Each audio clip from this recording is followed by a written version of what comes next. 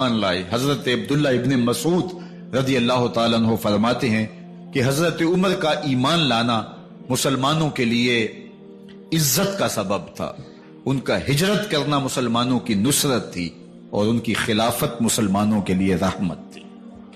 حضرت عمر رضی اللہ تعالی عنہ وہ ہیں کہ میرے حضور نے فرمایا، لوگوں جب نیک لوگوں کا ذکر کرو تو میرے عمر کا تذکرہ ضرور کیا کرو۔ میرا عمر وہ ہے کہ جب وہ ایک جگہ ایک سمت سے آ رہا ہو، ایک گلی اور بازار سے آ رہا ہو تو شیطان بھی آ رہا ہو، عمر کو دیکھ کے راستہ تبدیل کر لیتا ہے۔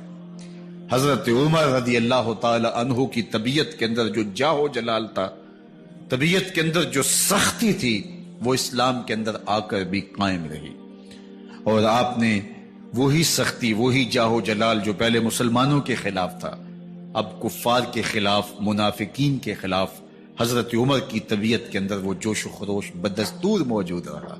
لیکن جس دن آپ خلیفہ بنے تو اس دن آپ نے ممبر پہ چڑھ کے جو خطبہ دیا، اس میں کہا، لوگوں میں سخت اس لیے تھا کہ رسول اللہ نرم تھے، پھر میں سخت اس لیے تھا کہ حضرت ابوبکر صدیق نرم تھے، اب میں تخت خلافت پہ بیٹھا ہوں، اب میری سختی جو ہے وہ نرمی میں تبدیل ہو گئی، صرف فاسقوں، فاجروں اور باغیوں کے لیے میں سخت ہوں، باقی تمہارے لیے نرم ہوں۔ سب سے کم جو تنخواہ بیت المال سے اگر کسی وجود نے لی ہے تو وہ حضرت عمر رضی اللہ تعالیٰ عنہ نے لی، صرف 2 جوڑے لیتے تھے سال میں، اور راوی کہتا ہے کہ میں نے دیکھا ہے کہ اس میں بھی 17 پیوند لگے ہوتے تھے۔ حضرت عمر رضی اللہ تعالیٰ عنہ کا طرز زندگی، آپ کا انداز معاشرت اور آپ کا انداز خلافت، ہر لمحہ آپ کی زندگی کا اٹھا کے دیکھیے، کتنی مرتبہ قرآن حضرت عمر کی رائے کے مطابق نازل ہوا ہے۔ اللہ تعالیٰ جل شانہ نے ان کو صاحب الہام بنایا تھا۔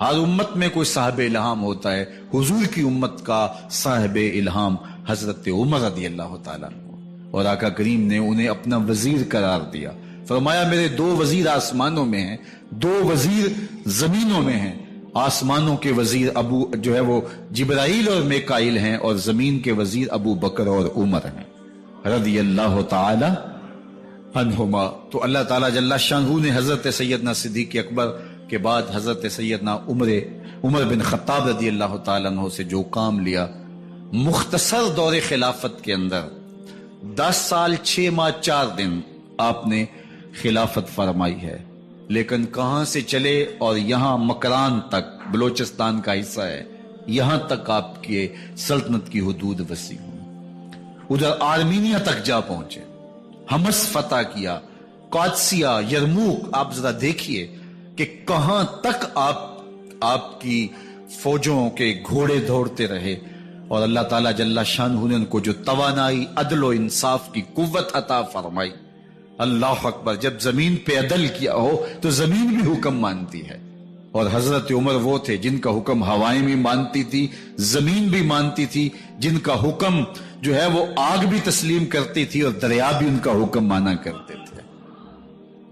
مصر کے اندر رسم بد جاری تھی، یہ رسم بد جاری تھی کہ سال کے بعد 1-2 شیزہ کو زیورات پہنا کے اچھے لباس میں ملبوس کر کے دریا کی بھینٹ چڑھایا جاتا، اس کی قربانی دی جاتی، اس کا خون بہتا تو دریا چلتا۔ جب اسلام مسلمانوں نے مصر فتح کیا تو گورنر نے لکھا کہ اسلام تو اس طرح کی رسوم کی اجازت نہیں دیتا، لیکن خشک سالی ہے، لوگوں کی فصلیں ویران پڑی ہے، تو حضرت کیا کیا جائے؟ تو حضرت عمر رضی اللہ تعالیٰ عنہ کو جب قاصد آ کے پیغام دیتا ہے تو کاغذ کے ٹکڑے پہ لکھتے ہیں، بسم اللہ الرحمن الرحیم، مصر کے نیل کی جانب عمر کا خط، لکھتے ہیں، اے نیل اگر تو اللہ کے حکم سے چلا کرتا ہے تو چل، ورنہ ہمیں تیرے چلنے کی کوئی حاجت نہیں ہے۔ اور قاصد کو کہا یہ خط لے جاؤ اور جا کے دریائے نیل میں پھینک دو۔ قاصد جا کے خط دریائے نیل میں پھینک دیتا ہے، پانی آتا ہے، ایسا دریائے نیل چلا، 14 صدیاں ہوئی ہیں آج تک کبھی بند ہی نہیں ہوا۔ دریا حکم مانتے ہیں، آگ نکلتی ہے، لوگ حضرت عمر رضی اللہ تعالی عنہ کے پاس آئے، حضرت لاوا پھوٹا ہے، آگ نکل رہی ہے اور مدینے کی طرف بڑھ رہی ہے، اب کیا کیا جائے؟ فائر بریگیڈ تو زمانے میں تھی نہیں۔ عمر نے اپنی قمیض اتاری، जिस कमीज पे 17 पैबंद लगे हुए थे चमड़े के, कहा ये कमीज ले जाओ, जिधर आग बढ़ रही है आगे ढालना, आग पीछे भाग जाएगी। जलजला आता है तो जमीन पे दोहरा मारते हैं, जमीन रुक जा, क्या उमर ने तेरी छाती पे अदल नहीं किया है? तो ये उमर है रज़ी अल्लाह ताला अन्हो कि जिनके इंसाफ की वजह से, जिनके अदल की वजह से अल्लाह ताला की रहमत और उसकी बरक़ात का नज़ूल होता था, और अल्लाह ताला ने मुसलमानों को वो आबरूमंद हुकूमत दी। कायनात की तारीख के अंदर ऐसी हुकूमत आपने नहीं देखी होगी जो हजरत उमर ने हुकूमत की है। अल्लाह अकबर। फरमाया फुरात के किनारे पे एक कुत्ता भी प्यासा मर गया तो इसका हिसाब भी उमर से होगा। जब इतने इलाके फतह हो गए तो एक दिन हजरत उमर बैठ के रो रहे थे, तो किसी ने कहा हजरत रो क्यों रहे हैं?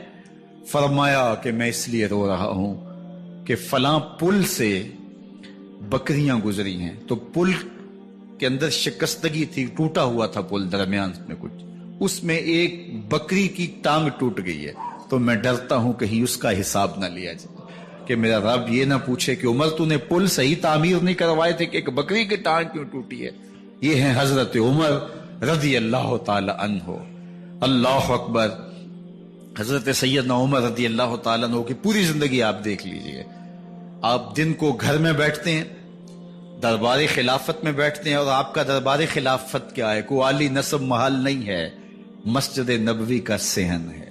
वहां बैठ के फैसले हो रहे हैं। बाहर से सफीर आता है और आके पूछता है कि मैं अमीरुल मोमिनीन के, मुसलमानों के हुक्मरान के दारुल अमारा में महल में जाना है, तो वो मुस्कुरा के कहते हमारे अमीर का तो कोई महल नहीं है। कहा कहां है तुम्हारा अमीर? कहा मस्जिद नबवी में होगा या बैतुल माल के ऊंटों की देखभाली कर रहा होगा, उनकी देखभाल में लगा होगा। वो जब गए तो मस्जिद में नहीं है। अल्लाह अकबर। वहां गए तो वहां भी नहीं है। फिर क्या देखते हैं कि उमर रज़ी अल्लाह ताला अन्हो जन्नतुल बकी के पास एक दरख्त के नीचे ईंट का सराना रख के सोए हुए। तो उसने कहा उमर तूने अदल किया है, तुझे कच्ची ईंट पे भी नींद आ गई। हमारे हुक्मरानों ने इंसाफ नहीं किया और वो बंद और महफूज कमरों के अंदर भी सुकून और चैन की नींद नहीं सो सकते। हजरत सैयदना उमर रज़ी अल्लाह ताला अन्हो ने इस तरह उन उमूर सल्तनत निभाए। आप दिन को लोगों की देखभाली करते, लोगों की जरूरियात सुनते समझते, और जब रात पड़ती लोग सो जाते, उमर मदीने की गलियों में पहरा देते। कायनात ने कोई ऐसा भी हुक्मरान देखा होगा?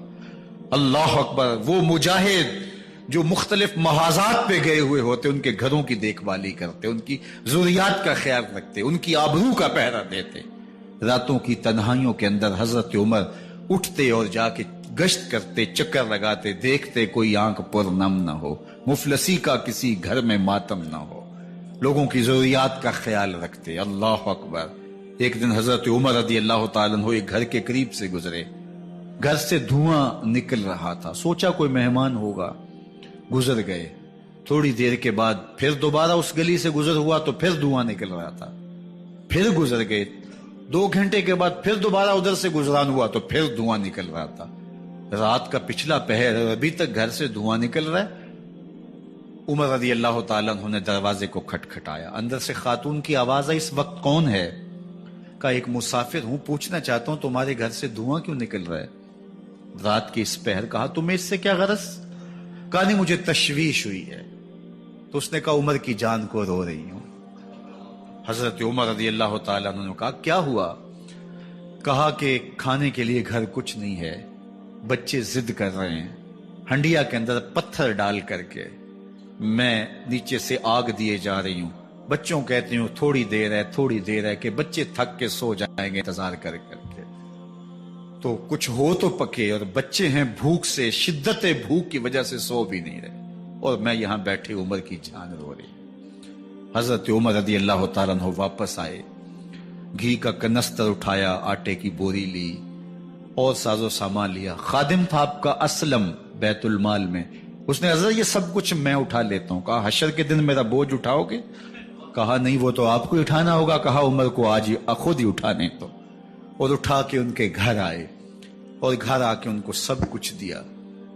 और फिर उसके बाद जब खाना तैयार हुआ, बल्कि रिवायत में आता है कि जब आग जला रही थी तो उमर झुक झुक के चूल्हे में پھونکے مار رہے تھے.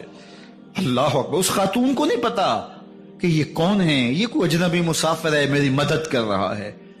پھر بچے جو ہے وہ جب کھانا کھا کے خوش ہوئے تو حضرت عمر رضی اللہ تعالیٰ عنہ نے دل میں سوچا اور کہا, عمر جس طرح تو نے بچوں کو رلایا ہے آج ان بچوں کو ہنساؤ بھی. تو بچے بیٹھے ہیں تو عمر کبھی ادھر جاتے ہیں کبھی ادھر جاتے ہیں. جس طرح بچوں کو کھلانے کے لیے جو ہے وہ گھٹنوں کے بل اور ہاتھوں کے بل لوگ چلتے ہیں, حضرت عمر یوں چلتے ہیں اور وہ بچے مسکراتے ہیں. جب بچے ہنسنے لگے, کھانا کھا چکے, عمر اس خاتون سے مخاطب ہو کے کہتے ہیں, بہن دیکھ عمر کی بڑی مجبوریاں ہیں. فسطاط, یرموک, کہاں کہاں آرمینیا, کہاں کہاں سرحدوں پہ محاذ پہ لوگ موجود ہیں, ان کی دیکھ بھال کرنی, امور خلافت, کیا کیا معاملے ہیں. تنہا اکیلے بیچارے کی جان ہے, وہ نہیں خیال کر سکا, چل تو اسے معاف کر دے. وہ بہن کہتی ہے, تو اتنی ہمدردی کیوں کرتے عمر کی؟ نہیں, میں عمر کو معاف نہیں کروں. کل قیامت کے دن میں اللہ کے حضور عمر کا گریبان پکڑوں گے. تو دوسرے علاقے فتح کرتا تھا, میری خبر ہی نہیں تھی. اللہ اکبر. جب یہ بات کی تو عمر چیخیں مار کے رونے لگے اور ہاتھ جوڑ کے کہنے لگے, بہن یہ تمہارے سامنے تو عمر کھڑا ہے. یہ حضرت عمر تھے رضی اللہ تعالیٰ عنہ, اور اللہ کے محبوب علیہ الصلوۃ والسلام کے خلیفہ راشد, دوسرے خلیفہ. 10 سال 6 ماہ اور 4 دن آپ نے خلافت کی. اور تاریخ کہتی ہے اگر عمر رضی اللہ تعالیٰ عنہ کو 10 سال اور مل جاتے, یا مغربی مفکرین کہتے ہیں کہ اگر کائنات کو ایک عمر اور مل جاتا, پوری دنیا پہ مسلمانوں کی حکومت ہو, کہیں کفر باقی نہ بچتا. لیکن بد باطن لولو فیروز نامی ایک مجوسی غلام نے نماز فجر پڑھتے ہوئے حضرت عمر بن خطاب رضی اللہ تعالیٰ عنہ پہ حملہ کیا. زہر میں بجھا ہوا خنجر آپ کے جسم میں سرایت کر دیا. آپ وہاں سے اٹھا کے گھر لائے گئے اور 4 دن تک مسلسل آپ اس اذیت اور تکلیف میں رہے. جب آخری وقت آیا تو اپنے بیٹے کو بلایا, کہا بیٹا میں نے ام المومنین سیدہ عائشہ رضی اللہ تعالیٰ عنہ سے پوچھا ہوا ہے کہ میرے مرنے کے بعد حضور علیہ السلام کی قربت میں مجھے جگہ دے دی جائے. ہو سکتا ہے میں امیر المومنین مسلمانوں کا خلیفہ ہوں تو اس وجہ سے انہوں نے اجازت دے دی ہو, جب میں فوت ہو جاؤں تو ظاہر خلیفہ نہیں رہوں گا, تو پھر جا کے ان کو دوبارہ کہنا کہ میرے باپ کا پیغام ہے, اگر وہ اجازت دیں تو مجھے حضور کی قربت میں دفن کر دینا, اور اگر وہ اجازت نہ دیں تو پھر جنت البقیع میں مجھے دفن کر دینا. جب حضرت سیدنا عمر بن خطاب رضی اللہ تعالیٰ عنہ کا انتقال ہو گیا تو آپ کے صاحبزادے ابن عمر حضرت عائشہ رضی اللہ تعالیٰ عنہا کے پاس گئے, کہا کہ میرے باپ کا سلام ہے آپ کے نام. انہوں نے آپ کو زندگی میں کہا تھا کہ حجرہ انور میں سیدنا صدیق اکبر کے ساتھ 2 گز جگہ مجھے بھی نصیب ہو جائے, تو آپ نے اجازت دے دی تھی. تو میرے والد گرامی نے فوت ہوتے ہوئے کہا کہ دوبارہ ام المومنین کے پاس جانا اور دوبارہ پوچھنا. اس وقت تو میں امیر المومنین تھا, ہو سکتا ہے وعدہ کر لیا ہو, لیکن اب اگر آپ اجازت دیں تو یہاں ہم قبر ان کے لیے کھود لیں, ورنہ ہم جنت البقیع میں دفن کر دیں. تو ام المومنین سیدہ عائشہ رضی اللہ تعالیٰ عنہ رو پڑی اور فرمایا یہ جگہ میں نے اپنے لیے رکھی تھی, لیکن عمر نے اسلام کے لیے خدمت اتنی کی ہے کہ میں نے خود ترجیح دی ہے, اس لیے میں اجازت دیتی ہوں کہ یہاں عمر کو دفن کیا جائے. اللہ اکبر. اور پھر وہاں حضرت عمر رضی اللہ تعالی عنہ کو دفن کیا گیا. یہ قبر میرے حضور کی ہے, 7 حضرت صدیق اکبر ہیں, 7 حضرت عمر فاروق رضی اللہ تعالی عنہ ہیں. جے شک ہووی تے چل مدینے, جے شک ہووی تے چل مدینے, ویخ لے جوڑ مزاراں دا, بن یار نبی دیاں یاراں دا. حضور نے فرمایا ایک دن مسجد نبوی سے باہر نکل رہے تھے اور کچھ لوگ مسجد میں داخل ہو رہے تھے. حضور نے دائیں ہاتھ سے ابو بکر کا ہاتھ پکڑا تھا اور بائیں ہاتھ میں حضرت عمر کا ہاتھ تھا, اور جب لوگوں کو آتے ہوئے دیکھا ان کو مخاطب کرتے ہوئے کہا ہاکذا نبعث یوم القیامہ, قیامت کے دن ہم قبروں سے یوں ہی اٹھائے جائیں گے. میرے دائیں ہاتھ میں ابو بکر کا ہاتھ ہوگا, بائیں ہاتھ میں عمر کا ہاتھ ہوگا. جے شک ہووی تے چل مدینے, آ ویخ لے جوڑ مزاراں دا, بن یار نبی دیں یاراں دا. تو میرے حضور نے فرمایا جب اچھے لوگوں کا ذکر کرو تو میرے عمر کا ذکر بھی ضرور کیا کرو. تو حضرت عمر رضی اللہ تعالی عنہ اللہ کے محبوب ہیں، باقی صحابی مرید ہیں، حضرت عمر میرے حضور کی مراد ہیں۔ اللہ سے مانگ کر کے لیا ہے اللہ عمر بن خطاب عطا کرتے، اور پھر اللہ نے عمر کی صورت میں اسلام کو وہ عظیم تحفہ دیا جس سے اسلام کی عزت بڑھی اور شان و شوکت میں اضافہ ہوا، اور اسلام کے جھنڈے چار داغ عالم کے اندر لگ گئے۔ اللہ مجھے آپ کو حضرت عمر کے نقوش پاک کی برکتیں عطا فرمائے۔ ہمارے